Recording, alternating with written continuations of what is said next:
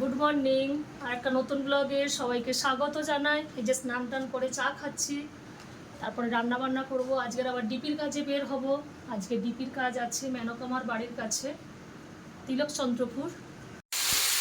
আজকে রান্না করছি এই যে ডাল, এক পাশে ডাল হচ্ছে, এপাশে একটা তরকারি বানাচ্ছি, কচু, ঝিঙ্গা, মিষ্টি কুমড়ো, আলু দিয়ে আমরা কেটে রেখেছি, চাটনি বানাবো। ভাতটা হয়ে গেছে। এরপর থেকে একটু পরিমাণ মতো লঙ্কা গুঁড়ো দিয়ে দিলাম।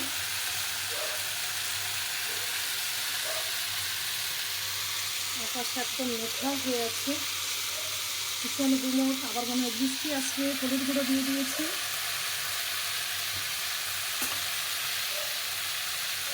পরিমাণ মতো জিরে গুঁড়ো দিয়ে দিলাম।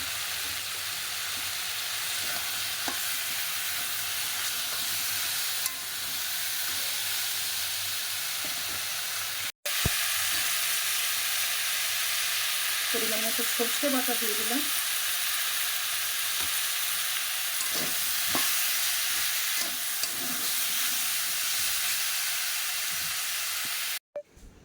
আজ দেখছি কয়েকটা নয়নতারা ফুটেছে। এই একটা কালার, একদম ডিপ রানী কালার, কি সুন্দর দেখতে। এই যে ফুলটা, আমার 12-13 রকমের নয়নতারা ছিল, মারা গেছে।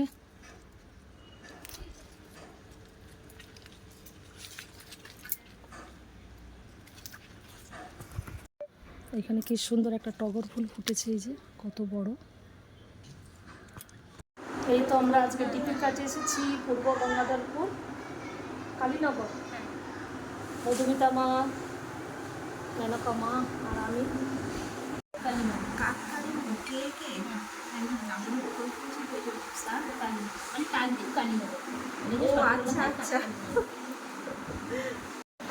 আমরা এলোমেলোভাবে চলি বলেই আমাদের দুর্ঘটনা আসে, তাই না?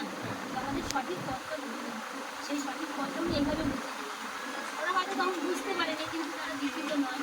অনেক জ্বালানোর পর ওরা দেখো তার দরকার হবে,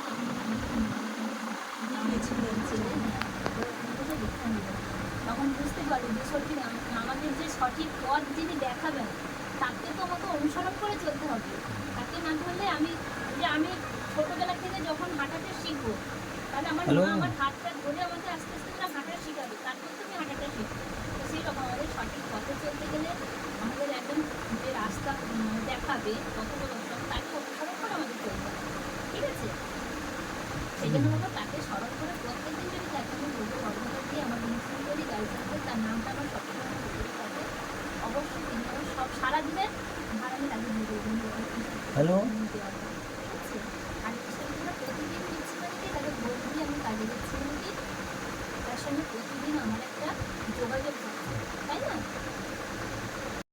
এই ঠাকুর এখানে এটার মধ্যে রয়েছে যে কর্মা রঙের, তোমরা ইষ্টবিধি কখন করতে, যখন করতে ভোরবেলা উঠে এইটাই ঠাকুর বলছেন যে সমস্ত কর্মের আগে ইষ্টবিধি করতে হবে। এটা ঠাকুর বলছে জীব জগৎ জীবন কারণ করুণাময়, তার দয়ায় আমরা জন্মগ্রহণ করেছি। বলছি তোমার দয়ায় হয়েছে জন্ম, তিনি দয়া করে, তার দয়াতেই আমাদের জন্ম হয়েছে। আমরা কেউ এই মায়ের গর্ভে জন্মাবো আমরা কেউ জানতাম না, তাই না? বা এই এখানে এসে থাকবো এটাও আমরা জানতাম না। কোন আত্মা কোনখানে আসবে আমরা কেউ জানি না, একমাত্র পরম পিতাই জানি। তার দয়াতে আমাদের জন্ম হয়েছে, তো তিনি দয়া করে আমাদের জন্ম দিয়েছেন। আর তিনি সব কিছু দিয়েছেন। সব কিছু দিয়েছেন বলতে কি, সব কিছু দিয়েছেন দেখুন, খাওয়ার জন্য ফল দিয়েছে, তারপরে শ্বাস প্রশ্বাস নেওয়ার জন্য অক্সিজেন দিয়েছে, গাছপালা থেকে আমরা অক্সিজেন নিই। আজকে বলে তো ডাক্তারখানায় গেলে পরে অক্সিজেন যদি কিনে, যেমন করোনার মধ্যে অক্সিজেনের একটা সিলিন্ডার কত টাকা দিয়ে বিক্রি হয়েছে, শুধু ওইটুকু অক্সিজেনের সিলিন্ডার। আর তিনি তো বিশ্ব ব্রহ্মাণ্ডে কত গাছ, কত অক্সিজেন আমাদের এমনি দিয়ে রেখেছেন, সারা জীবন আমরা এটাকে গ্রহণ করবো, তাই না? তিনি আমাদের সব কিছু দিয়েছেন, বাবা মা দিয়েছেন যাতে।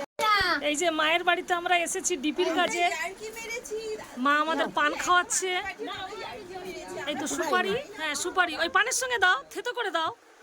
হামাদিস্তাতে থেতো করে দিচ্ছে মা, দেবে না? আমাদের দাঁত আছে, ওই জন্য থেতো করবেন না, ঠিক আছে। চুন দেবেন না?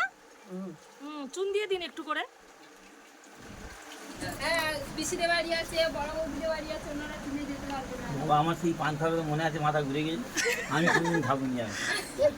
আমার শাশুড়িও খায়, ওই মাথা ঘুরে যাবে, কাঁচা সুপারি দিয়ে পান দিবে। না না কাঁচা দেবো। এই তো মা পান এনেছি আমি। মা খুব খুশি মা, আমি হয়েছে, পান এনেছি। হ্যাঁ মানে পান খেতে এসেছে না, মা খুব খুশি হয়েছে। গুরু জয় গুরু। তোমাদের উনুনটা কি সুন্দর। এইখানে এসে একদিন পিঠে বানিয়ে খাবো দাদা। আর এই তো আমরা সবাই ডিপির কাজে এসেছি আজকের কোস্টাল থানা এলাকায় হারবারের কাছে। এই যে ইটভাটা, ইটভাটা মেঘলা ওয়েদার, রাস্তা খুবই খারাপ, এই যে জল জমে আছে। আমরা ডিপির কাজে এসেছি হারবারের কাছে। এই যে বিশাল বড় পুকুর, এই মায়ের বাড়িতে। এই সাইডের জলের জন্য যেতে পারছি না, ডাকতে গেছে একজন। সবাই এই যে অপেক্ষা করছি। চারদিকে শুধু জঙ্গল আর গাছপালা। আগামীকাল আমাদের মাসিক সৎসঙ্গ আছে মন্দিরে, তাই এই যে মায়েরা সব সবজি কাটছে। আলু কাটা হচ্ছে, পটল কাটা হচ্ছে, আম কাটা হচ্ছে। এই যে আমাদের মেনকামা মিষ্টি আলু কাটছে।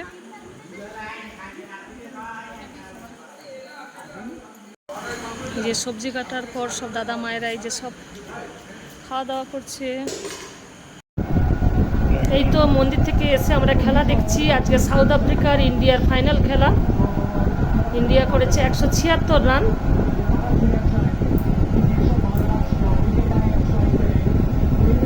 আর 2 ওভারের খেলা বাকি, দেখা যাক কোন দল জেতে।